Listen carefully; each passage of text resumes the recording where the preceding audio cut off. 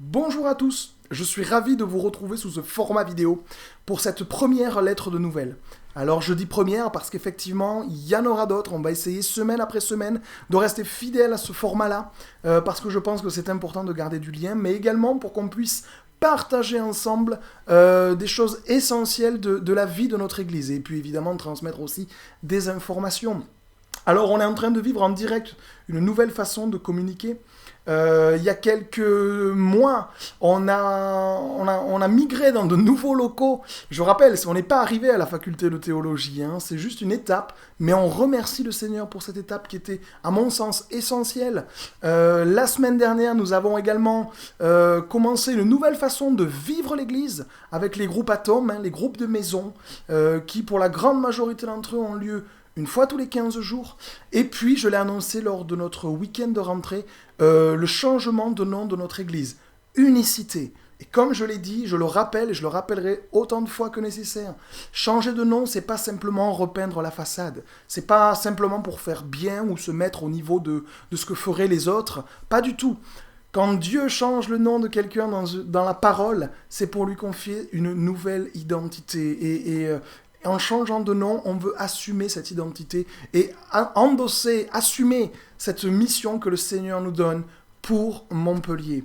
Alors peut-être que ça fait pas mal de changements pour plusieurs d'entre vous. C'est vrai qu'en 9 mois c'est une grossesse, j'aime bien cette image.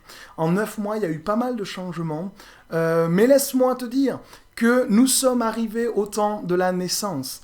Au bout de 9 mois, quand une femme est enceinte, rien ni personne ne peut arrêter le processus. Il faut que la naissance se fasse. Alors peut-être que tu vois ça, tu te sens peut-être même un petit peu en retrait en te disant, oula, on va voir ce qui se passe et on verra après.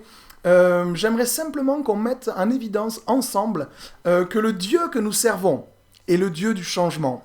C'est paradoxal parce que lui ne change pas, mais par contre il fait toutes choses nouvelles. C'est intéressant. On va voir quelques exemples. Le premier, il est dans le livre des psaumes. Nous devons chanter un chant nouveau. Dans Ésaïe, on peut lire que ceux qui mettent leur espoir en lui, en Dieu, renouvellent leur force. Il y a cette notion de renouvellement de toutes choses. Le Seigneur fait des choses nouvelles. Il nous donne aussi, il donne à son peuple, on le voit dans Ésaïe, un nom nouveau. Il donne un cœur nouveau et un esprit nouveau. Il fait une nouvelle alliance. Nous sommes nés de nouveau. Il nous donne un commandement nouveau, celui de l'amour.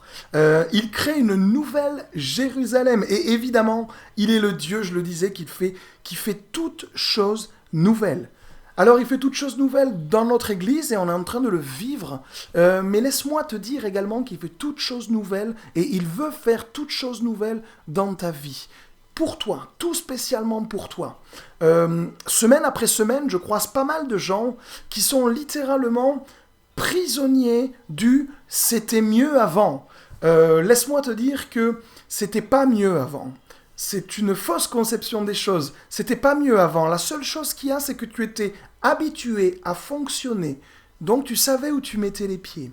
Le chemin sur lequel le Seigneur nous invite, c'est le chemin où c'est lui qui marche devant nous.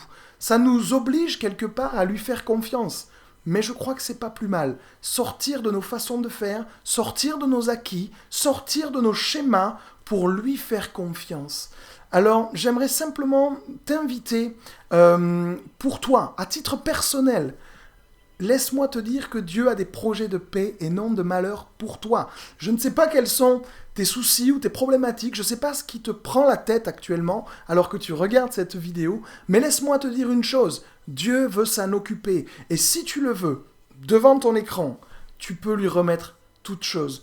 Et juste avant de conclure, j'aimerais prier pour toi, prier pour tous ceux qui regardent cette vidéo. On prie ensemble?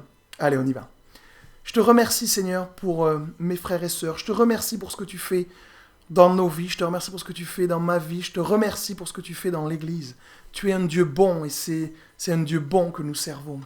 Tu es un Dieu fidèle. Tu ne nous abandonnes pas. Et j'aimerais te remettre tout particulièrement les frères et sœurs qui peut-être seraient un peu perdus, un peu troublés par tous ces changements, Seigneur. En cet instant, que ta paix vienne dans leur foyer, dans le nom puissant de Jésus.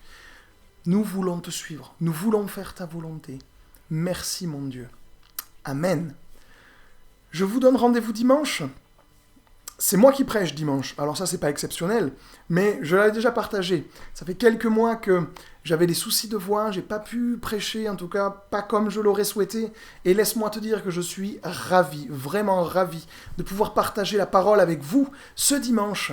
Je sais pas si vous avez fait attention, mais il y a 15 jours, Stéphane nous prêchait sur la grâce de Dieu.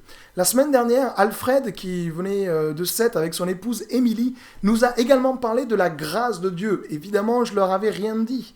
Et je crois que quand Dieu pousse dans une direction, il faut y aller, il faut aller à fond. C'est qu'il veut dire quelque chose à son Église et aux pierres qui la composent.